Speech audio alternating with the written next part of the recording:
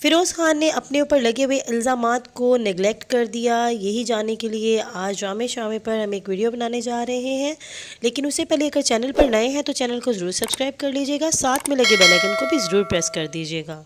अलीज़े ख़ान के अदालत में सबूत जमा करवाने के बाद पाकिस्तानी एक्टर्स जो हैं वो मैदान में आ गए थे फ़िरोज़ ख़ान के ख़िलाफ़। उसके बाद फ़िरोज़ ख़ान ने एक इंस्टाग्राम पोस्ट की जिसमें उन्होंने बताया कि मैं इस बेबुनियाद झूठ को बिल्कुल भी नहीं मानता, ये बिल्कुल सच नहीं है। मैं भी एक ऐसा ही शख्स हूँ जो कि ह्यूमन राइट्स को फॉलो करता हूँ, और ये जो कुछ भी मेरे बारे में अफवाहें फैलाई जा रही हैं जो कि बहुत ज़्यादा हो चुकी हैं और इसमें बहुत सारे लोग भी शामिल हैं, तो ये बिल्कुल अफवाहें हैं, ये सच नहीं है।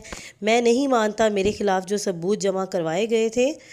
उन्होंने उसके साथ ये भी बताया कि मैं तो जानबूझकर किसी का दिल भी नहीं दुखा सकता, तो मैं किसी इंसान को कैसे मार पीट सकता हूँ। और जो है, आप लोगों की इस बारे में क्या राय है कि किस हद तक फ़िरोज़ ख़ान सच कह रहे हैं, मुझे कमेंट बॉक्स में ज़रूर बताइएगा।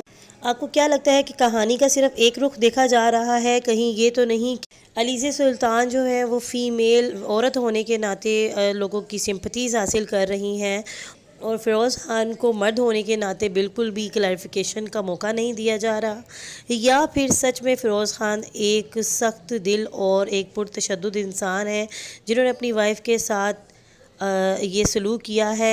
कुछ पिक्चर्स आगे शेयर करने जा रही हूँ, इन पिक्चर्स को देखते हुए आप लोग अंदाज़ा लगाइएगा कि इस टाइम अलीज़े सुल्तान जो है वो दुरुस्त हैं, वो ठीक कह रही हैं, या फिर फ़िरोज़ ख़ान हक़ पर हैं। कमेंट बॉक्स में मुझे अपनी राय के साथ ज़रूर अवेयर कीजिएगा ताकि मुझे भी अंदाज़ा हो कि मेरी पब्लिक, मेरे व्यूअर्स क्या सोचते हैं।